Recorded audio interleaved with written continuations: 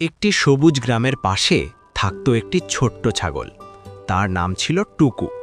টুকু খুব কৌতূহলী ছিল এবং সব কিছু জানতে চাইত। প্রতিদিন সকালে সে মাঠে ঘাস খেতে যেত। একদিন টুকু দূরে একটি পাহাড় দেখতে পেল। পাহাড়টা দেখতে খুব সুন্দর ছিল। টুকুর মোলা হলো ওখানে গেলে নিশ্চয়ই আরও ভালো ঘাস পাওয়া যাবে। সে কাউকে না জানিয়েই পাহাড়ের দিকে রওনা দিল। পাহাড়ে উঠে টুকু দেখল চারদিকে খাড়া পাথর আর সরু পথ। হঠাৎ পা পিছলে সে পড়ে যেতে বসল। ভয়ে টুকু জোরে ডেকে উঠল। সৌভাগ্যবশত একজন রাখাল তার ডাক শুনে ছুটে এলো এবং টুকুকে নিরাপদে নিচে নামিয়ে আনল। টুকু খুব লজ্জিত হলো। সে বুঝতে পারল বড় কিছু করতে গেলে আগে ভালোভাবে ভাবতে হয় এবং অভিজ্ঞদের কথা শুনতে হয়। সেদিন থেকে টুকু আর কখনো একা দূরে যায় না। শিক্ষা: অতি কৌতূহল কখনো কখনো বিপদ ডেকে আনে।